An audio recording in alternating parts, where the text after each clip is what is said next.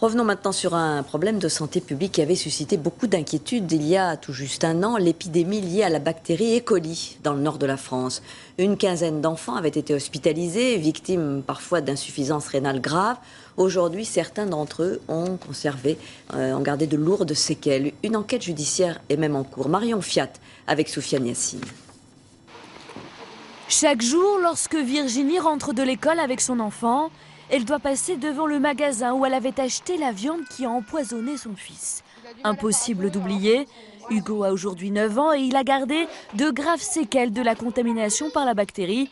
Ses reins sont malades, il aura un traitement à vie et il a vécu, lui et ses parents, un profond traumatisme psychologique. Moi, j'ai mis mon fils au monde en bonne santé.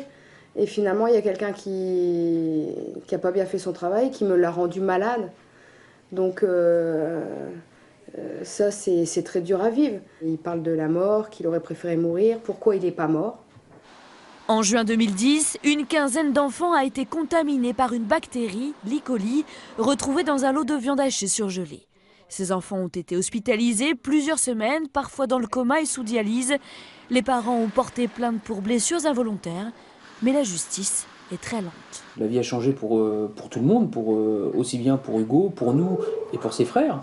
Et tout le monde aujourd'hui réclame que ce soit reconnu, que justice se fasse. Evan a 2 ans et demi. L'année dernière, il a lui aussi subi une lourde hospitalisation après avoir ingéré de cette viande hachée contaminée. Ses reins sont encore incertains, il ne pourra jamais prendre d'antibiotiques et sa maman craint chaque jour que de nouvelles séquelles apparaissent. Depuis qu'il a été hospitalisé, il mange très peu. Il boit beaucoup, mais il mange très peu. Les parents attendent désormais qu'un responsable soit désigné. En attendant, il faut doucement se remettre de cette peur atroce d'avoir failli perdre leur enfant à cause d'un simple steak haché.